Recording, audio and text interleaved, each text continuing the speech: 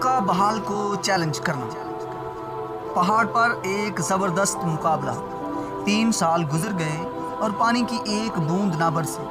اخیب بادشاہ غصے سے جلا رہا تھا۔ ایک دن اخیب نے ابدایا کو بلایا۔ ابدایا اس کا مشیر خاص اور مختار تھا۔ اخیب نے اس سے کہا، ہم سارے ملک کا گشت کر کے دیکھیں گے کہ کہیں چشموں یا نالوں کے پاس گھاس مل جائے اور ہم اپنے گھوڑوں اور کچروں کو جیتا بچا لیں۔ چنانچہ انہوں نے پورے ملک کو تقسیم کر لیا۔ اخیب اکیلا ایک طرف اور ابدایا اکیلا دوسری طرف گیا۔ انہیں کئی کلومیٹر کا علاقہ دیکھنا تھا۔ چند گھنٹوں کے بعد ابدایا نے نگاہ اٹھائی تو اسے وہ حیرت ہوئی کہ ساری زندگی میں کبھی نہ ہوئی تھی۔ اس کے سامنے ایلیا کھڑا تھا۔ ابدایا کو اپنی آنکھوں پر یقین نہیں آ رہا تھا۔ ایلیا کہنے لگا، جا اپنے مالک اخیب بادشاہ کو میرے پاس بھیج۔ ابدایا نے جواب دیا، بادشاہ نے تیری تلاش میں کوئی کسر نہیں چھوڑی ہے، کونا کونا چھان مارا ہے۔ اب تو کہتا ہے کہ جا کر اپنے مالک کو بتا کہ ایلیا حاضر ہے۔ اب اگر میں اسے یہاں بلا لاؤں اور آ کر دیکھوں کہ تو پھر غائب ہو تو وہ ایسا غضبناک ہوگا کہ مجھے قتل کر دے گا۔ ایلیا نے قسم کھا کر وعدہ کیا، میں یہاں رہوں گا۔ چنانچہ ابدایا نے جا کر اخیب کو خبر دی اور وہ ایلیا کی ملاقات کو آیا اور اسے دیکھتے ہی بہت بے ادبی سے بولا، اے اسرائیل کے ستانے والے، کیا تو ہی ہے؟ ایلیا نے جھٹ جواب دیا، میں نے اسرائیل کو نہیں ستایا بلکہ تو نے اور تیرے باپ کے گھرانے نے ستایا ہے، کیونکہ تم نے خدا کے حکموں کو ترک کیا اور بحال کی پوجا کی۔ اب تو اسرائیل کے سارے لوگوں کو بلا کر کوئی کرمل پر جمع کر، بحال کے سارے نبیوں کو بھی وہاں بلا لے۔ ایزبل نے خدا کے سارے نبیوں کو قتل کر دیا ہے، صرف میں ہی اکیلا بچا ہوں، لیکن میں خدا کی خاطر ان سب کا سامنا کروں گا۔ ایلیا کے کہنے کے مطابق اخیب نے سب کو کوئی کرمل پر جمع کیا۔ لوگ حیران کھڑے تھے کہ دیکھیں اب کیا ہوتا ہے۔ ایلیا نے آگے بڑھ کر ان کو مخاطب کیا، تم کب تک دو خیالوں میں ڈاواڈول رہو گے اور فیصلہ نہیں کرو گے؟ فیصلہ کرو کہ کون سچا اور حقیقی خدا ہے اور اس کی عبادت اور پرستش کرو۔ اگر بحال سچا خدا ہے تو دل سے اس کی پرستش کرو، لیکن اگر میرا خدا، اسرائیل کا خدا حقیقی خدا ہے تو اس پر پورا ایمان رکھو اور صرف اسی کی تابع فرمانی کرو۔ تم خدا اور بحال دونوں کی پیروی نہیں کر سکتے۔ آج ہم ایک مقابلہ کریں گے اور معلوم کریں گے کہ دونوں میں سے کون سچا اور حقیقی خدا ہے۔ پھر وہ بحال کے نبیوں سے مخاطب ہوا، بحال کے لیے ایک قربان گاہ بناؤ، اس پر لکڑیاں رکھو اور ان کے اوپر بحال کے لیے قربانی رکھو، لیکن نیچے آگ مت دو۔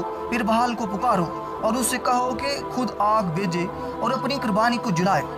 میں بھی اپنی قربانی سے ایسا ہی کروں گا اور اپنے خدا سے یہی درخواست کروں گا، جو خدا آگ سے جواب دے وہی سچا خدا ٹھہرے۔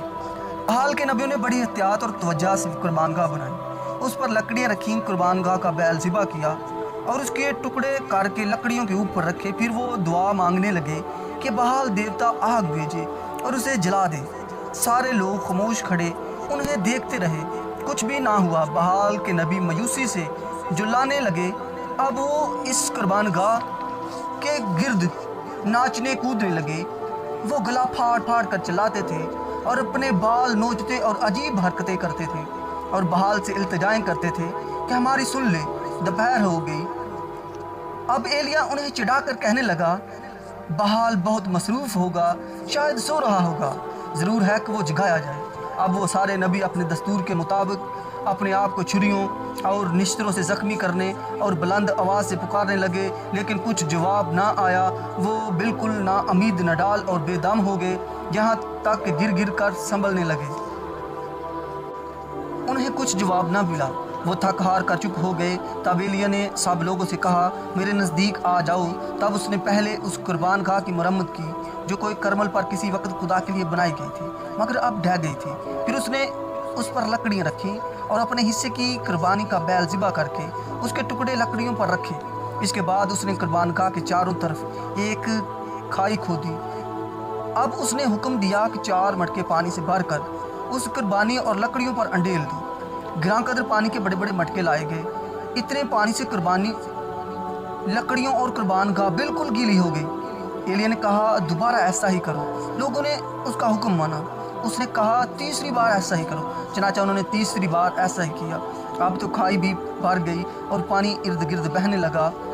سارے لوگ اور بحال کے نبیوں کو بھی صاف نظر آ رہا تھا کہ ایلیا کا کام ان کی نسبت کہیں زیادہ مشکل ہے، اتنا پانی تو ہر آگ کو بجھا دے گا۔ ایلیا نے بڑے سکون سے دعا مانگنی شروع کی، اے خداوند ابراہیم اور اسحاق اور اسرائیل کے خدا، آج آگ نازل کر کے ثابت کر دے کہ اسرائیل میں تو ہی خدا ہے۔ ساری بھیڑ دم سادے گو سے قربان گاہ اور قربانی کو دیکھ رہی تھی۔ اسی وقت ایک دم خدا کی آگ نازل ہوئی اور قربان گاہ سے زبردست شعلے اٹھنے لگے۔ آگ ایسی تھی کہ چند لمحوں میں قربانی تو کیا، قربان گاہ کے پتھر بھی بھسم ہو گئے۔ یہ آگ کھائی کے پانی کو بھی چٹ کر گئی اور ارد گرد کی زمین بھی جل گئی۔ سارے لوگ حیران اور پریشان ہو گئے اور منہ کے بل گر کر کہنے لگے، خداوند وہی خدا ہے۔ ایلیا نے حکم دیا کہ بحال کے نبیوں کو پکڑ لو، ایک بھی جانے نہ پائے اور انہیں قتل کر دو۔